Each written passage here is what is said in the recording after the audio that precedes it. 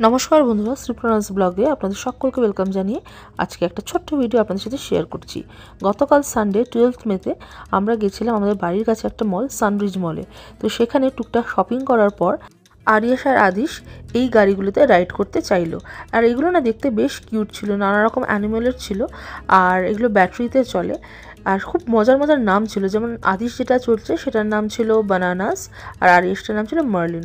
তো আদিশের সাথে সাথে কিন্তু আমি ওর পিছনে বসে গেছিলাম, জাস্ট টু টেক কেয়ার যে ও ঠিকঠাক যাতে চালাতে পারে। তো ও যখন চালাতে পারছিল তারপরে আমি নেমে গেছিলাম ওটার থেকে।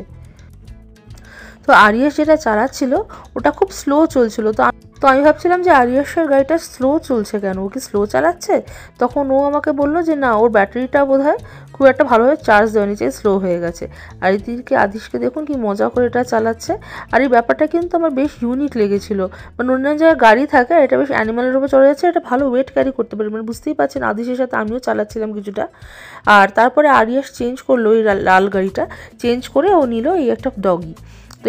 তো সেই ডগির নাম ছিল নিবলস। তো আরিয়াস আর আদিশ তো বেশ মজা করে এটা চালাচ্ছিল। আর এটার রেট ছিল 10 মিনিটে $10। তো বেশ ভালোই। আর খালি একটাই রুল ছিল, মানে দুটো রুল ছিল, সেটা হচ্ছে এক হচ্ছে মলের মধ্যে চালাতে হবে আর ওপরে যাওয়া চলবে না। তো আমার এই জিনিসটা দেখে খুব ইউনিক লেগেছিল, তাই আপনাদের সাথে শেয়ার করে নিলাম। কেমন লাগলো ভিডিওটা অবশ্যই জানাবেন। আর আমার চ্যানেল শ্রীপ্রণাস ব্লগসে কিন্তু সাবস্ক্রাইব করতে একদম ভুলবেন না। সবাই ভালো থাকবেন, দেখা হচ্ছে খুব শিগগিরই। টাটা।